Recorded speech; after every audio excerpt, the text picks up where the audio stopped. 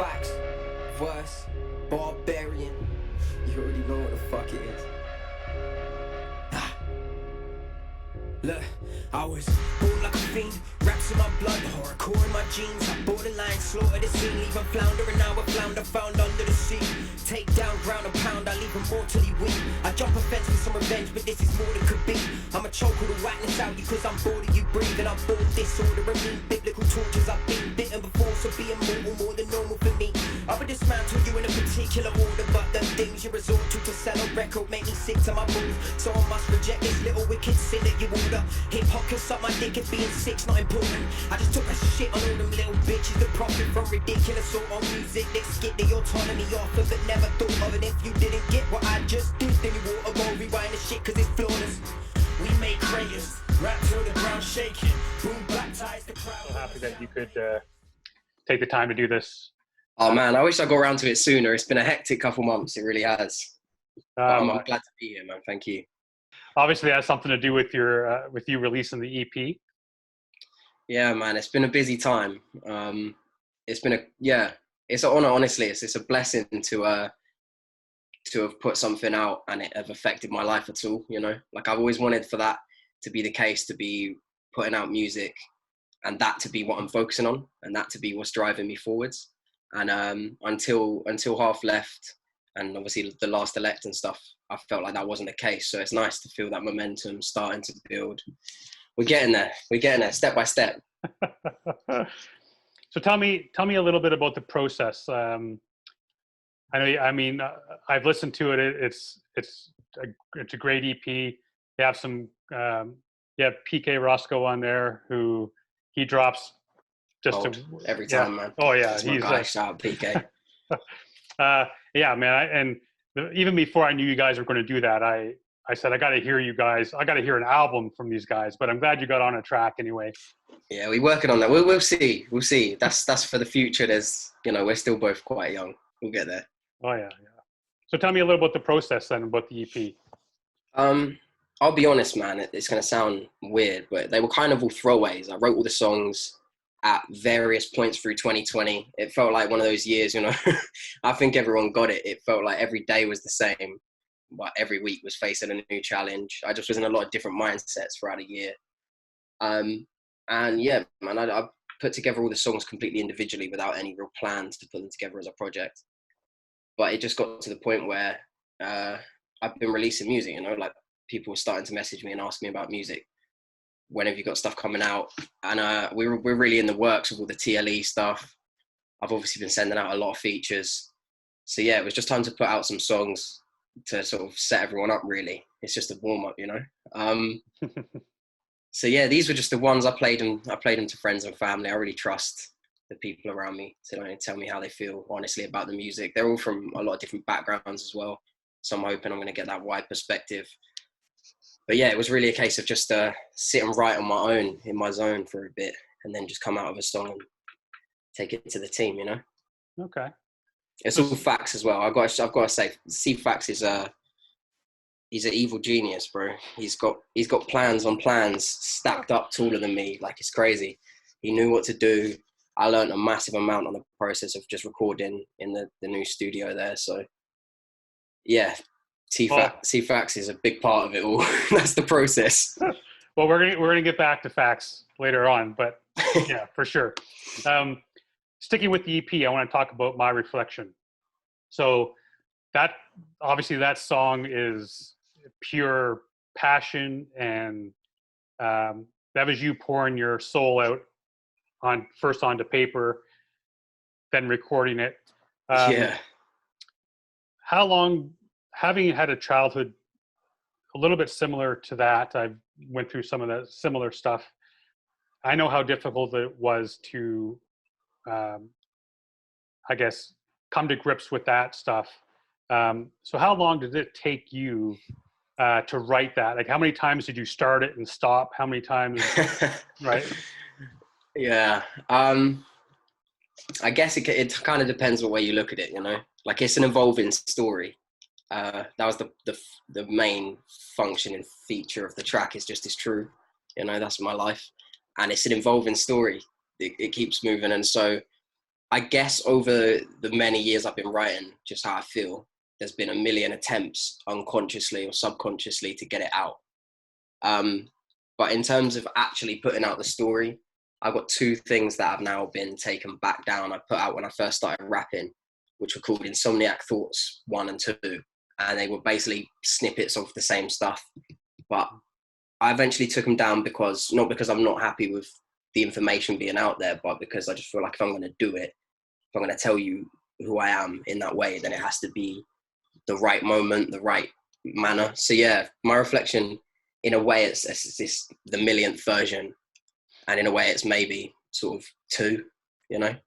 In terms of actual rewrites, once I got down to this version, you know, really starting to write it out, it was one session and I sat and wrote it for 35, 40 minutes, finished it. And then I sat with it for maybe 2 or 3 weeks and I couldn't find the beat for it. I was making a beat when I was writing it and I just couldn't find the beat for it. And then Monarchy hit me with something obviously quite frankly absurd. And it just felt it straight away. So yeah, there weren't many rewrites or anything. I changed a couple of the like wordings of things because obviously, as I say, it's an evolving situation. There's like elements in that song and factors and people that are still very much present in my life, and I don't want to put anyone in an awkward or difficult position. But that's just me, man. Like it's either a million or 2. That's always the answer. Depends on your perspective. I call it 2 because it makes me look better.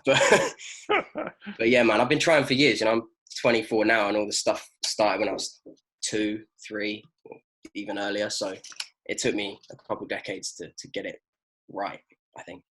And how did it feel once you did it and had it out and finally said, "This is what I want to say. This is what I want to share"?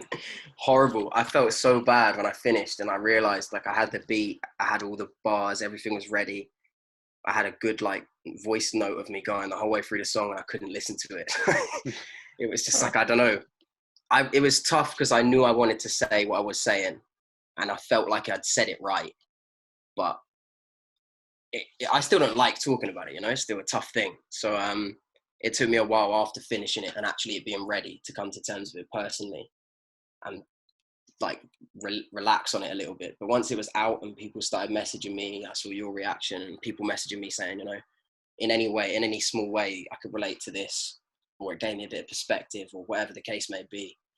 Since then, it's just been an amazing feeling because that's the point of all my music, man. I want to reach people, you know? So yeah. Yeah, that was intense. Yeah, that was going to be my next question was the importance of, one of the great things I love about UK hip hop is it feels like real people talking about real shit, right? So how important was that to you? Or did it even play into your process thinking like, if this can even help one person who's lived something similar or feels the same thing, did that Every ever time. Yeah. Every single time, man. It wasn't always the case. I think that's when I started taking it seriously, was when one person said, oh man, like I really felt that because of something going on in my life, and it made me realize, I was like, oh, this is an opportunity for me to really reach people a way that I've wanted to. But then ever since then, it's just been a case of, I think the difference between the way that the thing that separates music for me now into the stuff I like and don't, basically, is its intent generally. And so I just strive to always have some kind of outlined intent. Well, I'm trying to say something, you know, I'm not really just saying anything for no reason. I'm always trying to say something, even if it's just that braggadocious rap, is because I really felt like telling you I'm better than you on that day, you know. That's the truth. Like I'm always trying to say something and I'm never going to say it without intent, because then there's never going to be a time when someone goes back and looks at one of my lyrics and says, oh, what do you mean by that? And I have to like fluff over it and be panicky about it because I'm not sure. Like I know exactly what I meant every time I said anything. I think that's important. So yeah, it came to the point now where I can't finish a song if I don't know why I'm writing it. Okay.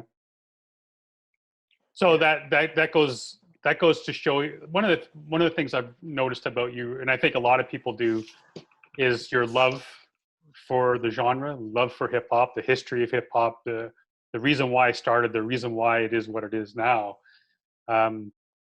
So tell me a little bit about that, about how you're, you know, how you how you feel about hip hop in general as a genre.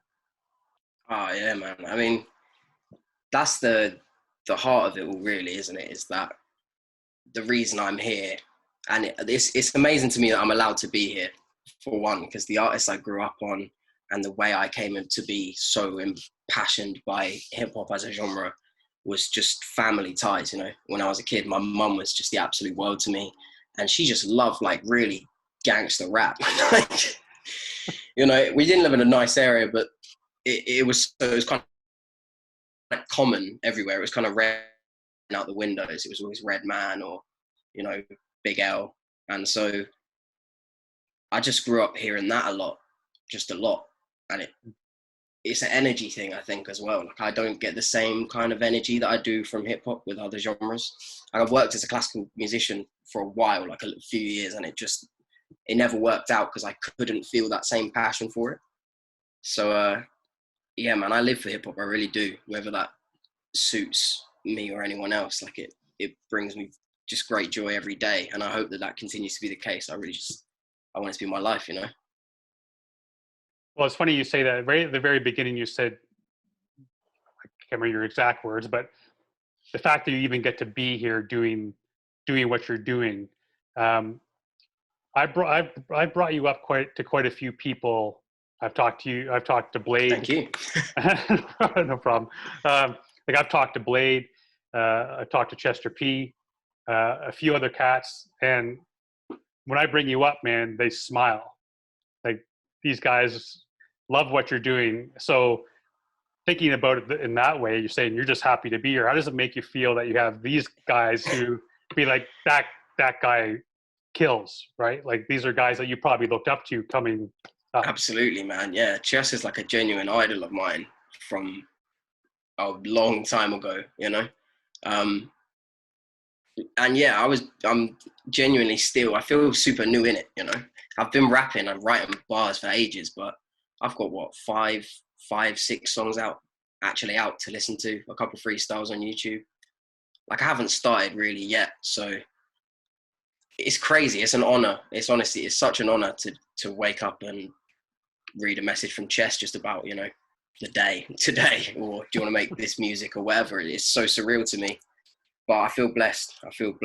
And hopefully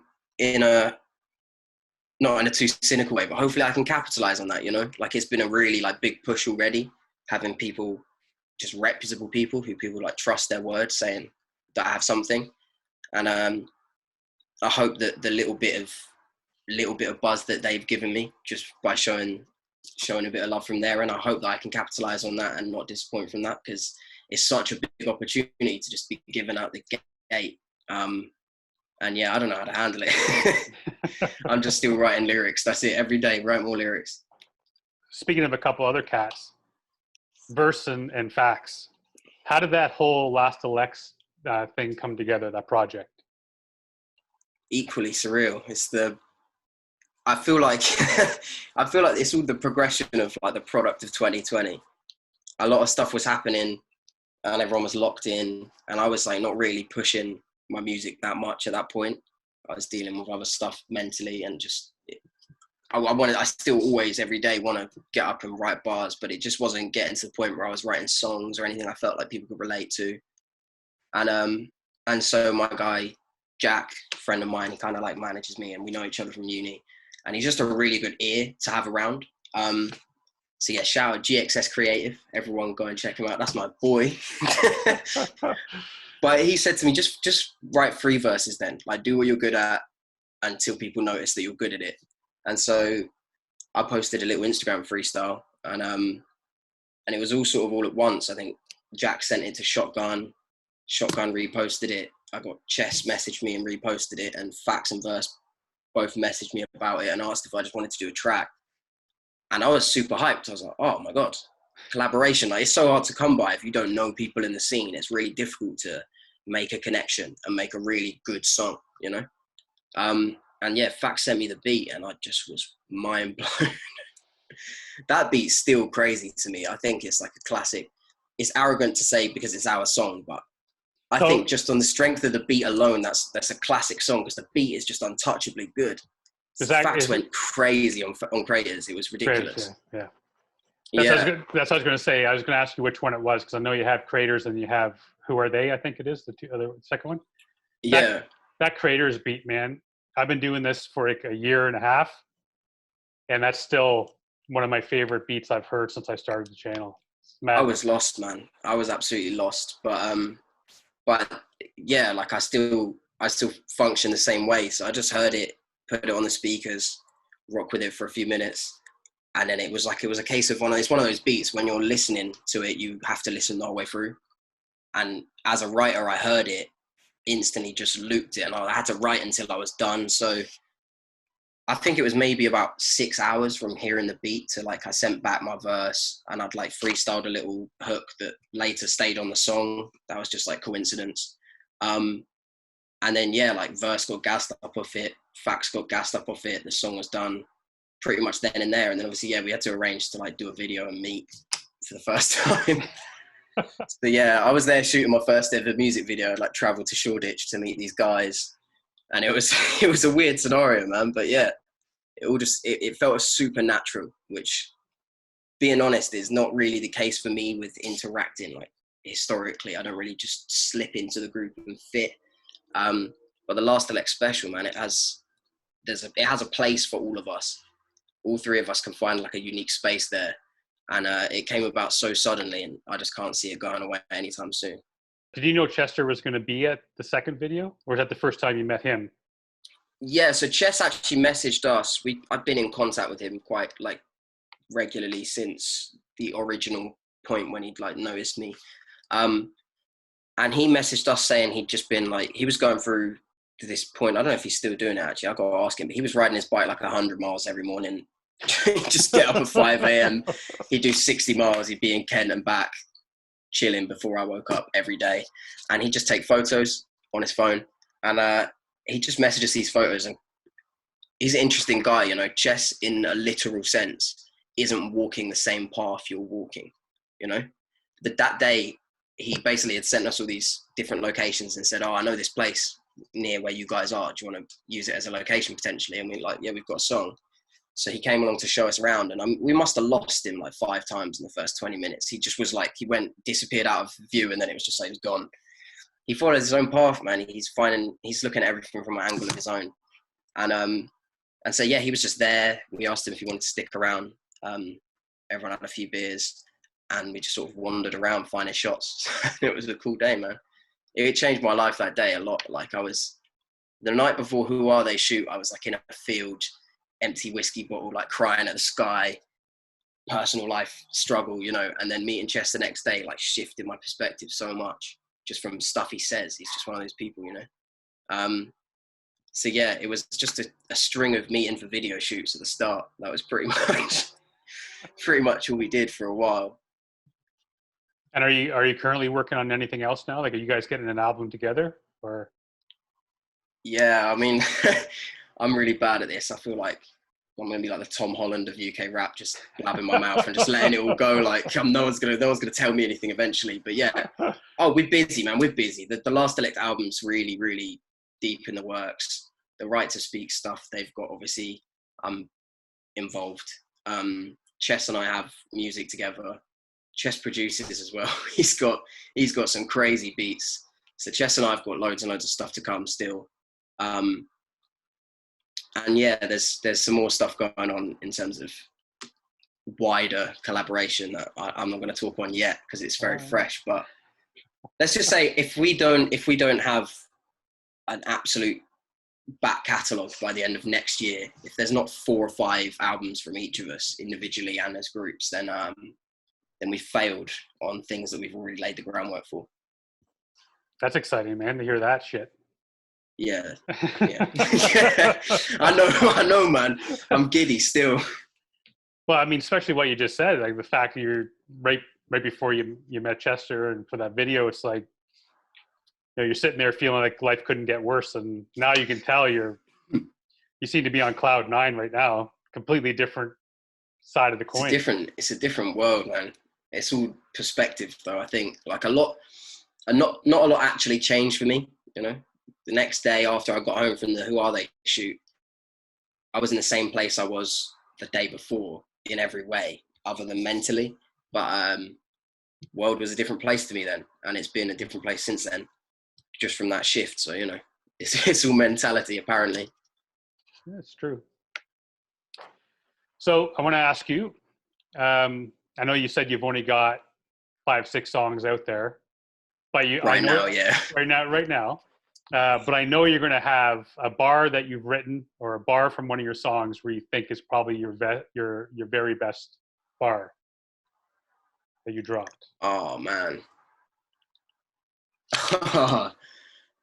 My best bar. That's a really tough question. You know, I might have to go in the vaults. I might have to look. What I'll say is, instantly, when I wrote My Own Mind, I felt like I was in my bag. I really did. The first verse of My Own Mind, I felt like I was really in my bag. Yo, Bxrbarian. Shout out Comedy, you a legend for this one. Bars. Look, verbally heard you, words serve you to serve a purpose. Wise beyond my years, I'm already Minerva learning. No earthly concerns, I'm walking on a burning surface. I got bored of burning churches, killing pets and turning purses. King of impertinence, I flip the bird while hurling curses. Ring, ring, burn on my furnace, eternal burden. Speaking coercive, cursive, all authority subverted. Extrovert, assertive, I know your worth, it is fucking worthless. Your circle, a circus, spin you to the worst inertia. Rehearsing my sermon, I am the only God I worship. Fuck being a loyal servant, I prefer discerning hermit. Snake hunter, protect the herd in turning sure the turf is verdant. Because I've always I love individual bars, but I'm not that much of a one-liner guy. Right. You know? Like I'm here to, if I'm going to say something, I'm going to flesh it out and say everything I've got to say. So I'm all the way here for schemes and stuff. Actually, I have a bar that my friend, the guy Jack I mentioned, he thinks is the best bar I've written. And it's in a whole sort of, I did it in a freestyle. I put it on SoundCloud. It's got like five listens. So I was like, man, fuck all these guys. So I put it as private and then used it for another verse somewhere else. But it's, let me find it. I'm just blabbering at this point. That's the crazy thing though. I don't think a lot of the best bars individually that I've written are in stuff that people listen to. Okay. If that makes sense, you know? I think people would not necessarily always listening out for like the wordplay or the punchline of what I'm saying if I'm saying it with a flow and stuff. Or at least that's the thing that a lot of people mention to me is flows and like a unique delivery style and stuff. But yeah. Why can't I find it? It's all good. Okay, here we go. I've got it. Okay, so yeah, I'll start from my favorite part of this is it's all like a mafia, you know, those mafia films, there's like a whole thing. There's the two guys sat across a little table and they're on opposite sides of things and they're both looking at double crossing the other guy. And absolutely everyone is fully aware that that's probably going to be the case. And so I wrote a whole bar where I said, Caesar salad pleasantries, scheme and hatch, your enemies across a tiny table. Maybe you could switch the recipe. It's a little convoluted, but in truth, it serves a message. See, I'm putting poison on everything I put my pen to. Breeze, man, I'm head and shoulders above you, but bars alone are not enough, so I'm showing off for nothing. And the bit in the middle, I'm gassed about the whole mafia table thing that no one gets. But the whole Grease, man, head and shoulders above you, Barcelona.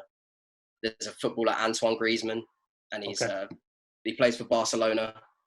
And he's also a rep for the company Head and Shoulders, the shampoo. Oh. Jesus.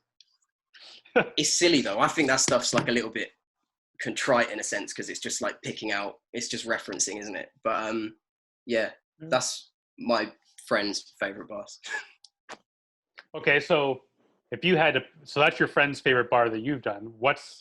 If you had to pick, because you've been listening for a long time to all kinds of hip hop, what is if you had to think back and think of a bar that you heard, doesn't matter if it's UK, American, whatever, that you were like, oh shit, man, I wish I had spit that or wrote that from all the years. Oh man. Pheromonch he has a project called War or We Are Renegades. And the whole, there's a track on there called Highly Selassie Karate. And I just listen to it and just think like, what on earth is happening? I just wish I wrote all of it. He says a bunch of, like the first line is like, e pluribus unum, all seeing eye, ocular exam, the apocalypse backed by popular demand. Innocuous and still ridiculous as fuck. But also Chester P. I know, so it seems obvious, but his Fire in the Streets video. Oh yes. Yeah. He's got there's so many bars in there. The whole scheme where he's talking about how bricks are the new Acropolis, the triple goddess is shadowed by all these obelisks. Wordplay, the scheme, the bar inside it. There's about 15 in the space of 4 lines. So that bit, yeah, man. There's a Mac Miller bar as well, actually. I find myself saying it quite a lot, just because, I don't know.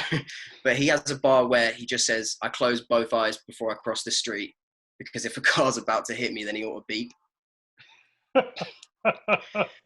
There's a swagger and an arrogance to it that just gets me going mentally. I like that. All right, so if you could collab with any other artist, producer or MC on a project, who would it be with?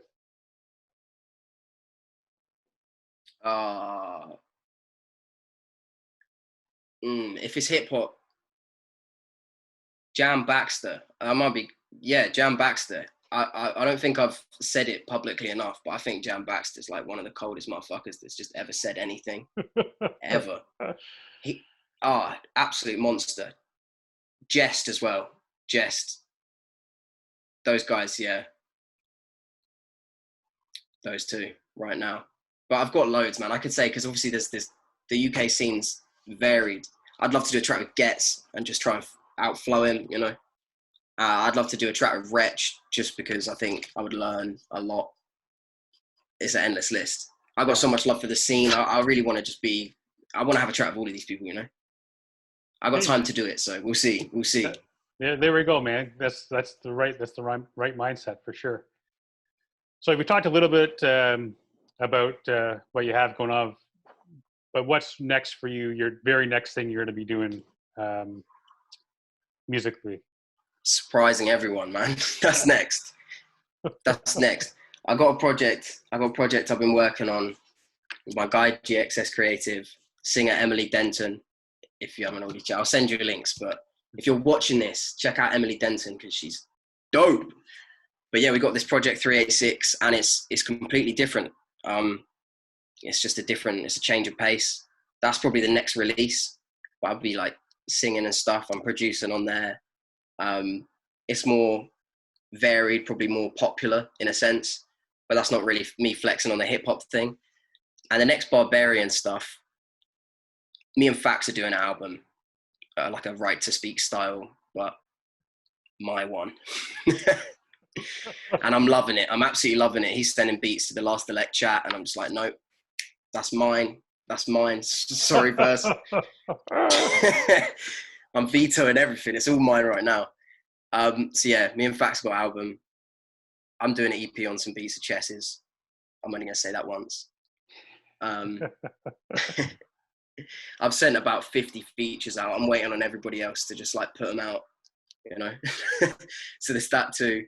And also my like debut album. I've got my own thing. Obviously with Last Elect, we've got some stuff, and I'm working a lot with those guys. I'm working a lot with Chess. But my own thing, The Sound of Seeing Red, nowhere near done yet, but that's my main like driving thing at the moment, outside of all the sort of Last Elect and Fax and Chess and Verse and us just becoming the thing. That's the aim. I want us to be everywhere. We've got so much music. I just want it to be everywhere. Did 2020 itself provide you an opportunity to spend more time doing music? Because I know with the lockdowns and stuff. Yeah. I mean, just not having to travel for work. My like day job, I'm a music teacher, but I'm peripatetic, so I just sort of drive around or jump on buses and trains and go into multiple different schools for like an hour here and there. And it's super rewarding. Like I absolutely love doing it, but I've got to be honest, the pandemic's made it seem like I was an idiot before for driving around, because I've just been in the studio, you know, like I'll be sat in the same place, I'll be making a beat or writing, then check the time, but I've got a lesson in 10 minutes, turn on a Zoom, do the lesson, turn off Zoom, back to writing the same song. Yeah, it's just being around my like real work environment at home has been, yeah, it's definitely given me so much time to work and just improve. And you're talking about the teaching kids music. What about it is like this? It must feel tremendous when a child shows a passion towards music, and some people are just naturals, right? They pick it up. And like, have you had any children like that where you just? Oh, I got one right now. That kid's like a savant. He'll forget what time of the day it is, where he is, but just like he knows, he's got some kind of just ear for it. And yeah, man, it's like an endless hunt to just find that one person who's already got the spark for it.